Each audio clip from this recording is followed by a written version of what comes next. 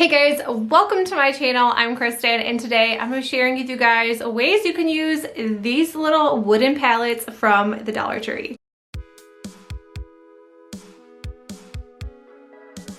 So to get started, I just grabbed my truffle chalk paint and some water and I mix it together in this mug. And I just use these mugs usually for water cups to put my paintbrushes in, because sometimes I am a little bit lazy and I don't wash my paintbrushes out that exact moment or time, so it's always nice having one of those. But I did just add a little bit of water. If you wanted your stain, your faux stain, to turn out lighter, just add some more water. I wanted mine to turn out a little bit darker. I grabbed 5 of these pallets from Dollar Tree and I grabbed 4 of these longer wood pieces. These are 18 inches long, so I grabbed the longest ones I could possibly find and just went ahead and painted them in the white. And this is chalk paint, but you could use whatever white paint you have on hand or whatever color you choose to use, but I wanted to go with this white and that faux stain. Once everything was dry and ready to go, I just grabbed a small little measuring tape and I am just measuring out between the pallets to see where I am going to glue them. And I am gluing them 4.5 inches apart from each other. So if you do want to recreate this project, it's kind of an easy one, honestly. So I painted 4 of these 18-inch long wood pieces and just glued 2 of them together. And when you glue 2 together, it actually makes the perfect size to glue these pallets on. It is perfect sizing. I don't know how that happened, but it worked out and I thought that was great. I actually tested this out before I put everything together just to make sure it wasn't going to be off, and honestly, it is the absolute perfect size. So I'm just using hot glue. Use E6000 super glue, whatever you choose, wood glue if you want to give it a better hold. But I just use my Gorilla glue sticks and I think they are amazing. I can't ever seem to get my wood to come apart once I glue it. It does take a lot of muscle to kind of pull them apart. So I think this works just fine, but use whatever type of glue you would like. So I did hold them on until they completely dried, so that did take a little bit of time, but no time at all. You almost have an entire shelf. So you see here I only glued 4 of these together, and then I realized I did want something on the top. It just kind of looked weird, so I did end up using a 5th pallet, and I did stand it up just to make sure that everything was even and good to go. And there you have a shelf. This was probably, I think this is kind of one of my favorite DIYs that I've done in a long time. This is on the smaller side of things. Obviously, it's going to only stand 18 inches tall, but I was able to find some of the cutest decor, and I already had it on hand. I made some of it as well, and I was so excited. So you can grab some smaller wood pieces or florals, whatever you want to, and just tuck them inside these small shelves. I absolutely love this, and you can keep it up year-round, which I love as well.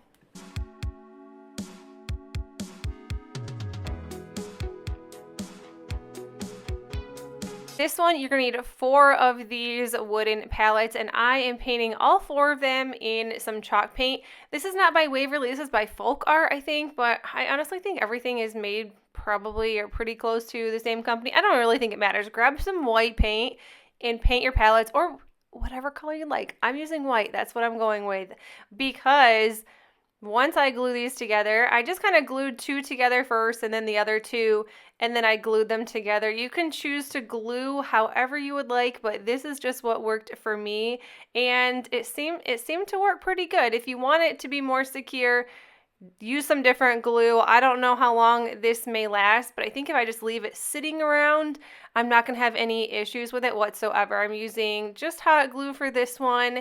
Once these were glued together, and this is why I painted them white, I wanted to add some rub-on transfers. I grabbed these recently from Dollar Tree, at least within the past couple weeks. Honestly, I haven't seen any since, so it's a little sad and disappointing that I was so excited to find a ton of rub-on transfers at Dollar Tree, and then I was like, I probably should have grabbed more. I probably should have kept looking. Like, hopefully they come out with more. Hopefully they come out with like a new shipment or whatnot, because I was only able to find 1 pack of rub-on transfers, and then some I was able to find 2, and I've almost used every single one, but I just use these transfers on each side, and I love this. It's a cute little tray. You could add whatever you'd like to this. I thought it'd be cute to add some home decor, but if you want to add like jewelry to this, I think that would be pretty as well. This one, I am grabbing some celery chalk paint. This is one of my favorite colors. I don't love a ton of color, but when I do, I always bring out this color or the moss color by Waverly chalk paint. They're just some of my favorite colors, and I can keep them out year round, which is kind of fun to do. So I'm using 2 palettes for this project, and then I am going to go ahead and use some tumbling tower, Jenga blocks, whatever you like to call them. I grabbed these from Dollar Tree as well, and actually this is all I had left. I ended up painting a ton of these. I ended up gluing them together, and then you're gonna see that I did not actually use all of these. I wanted to make a fun little chair. I was thinking about years and years ago, I made a chair with the tumbling tower blocks. It was like one of the cutest things. It ended up falling apart and breaking because I didn't secure it with anything more than hot glue. But I wanted to make just a cute little chair. Maybe I'd add some greenery or florals to this eventually. And then I started gluing the 4 Jenga blocks that were put together, and it looked terrible. It was way too tall. So I just kind of ripped them apart, and I'm just using 2 Jenga blocks per chair leg, and I might end up adding like some armrests or something to this. I'm not sure. Let me know in the comments if you'd add maybe like the little armrest or something to the sides and what you would use. But I think this is cute. You can add decor to this. I just thought this would be like a cute little shelf sitter. I have a hutch that I absolutely love decorating, and I think this will be perfect when I decorate for spring and Easter.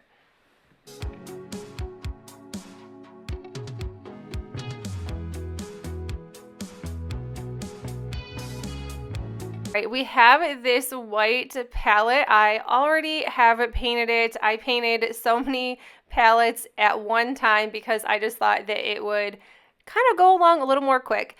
These are half wood shaped beads. I will link them down below for you guys. I grab them off of Amazon, and they're fun to use with all kinds of projects. I feel like I don't use some of my fun items enough, but I like using these for little feet when I make cute little stands or pedestals, or I don't know. There's just all kinds of things you can use with these. And of course, I wanted to go ahead and add another one of those new rub-on transfers.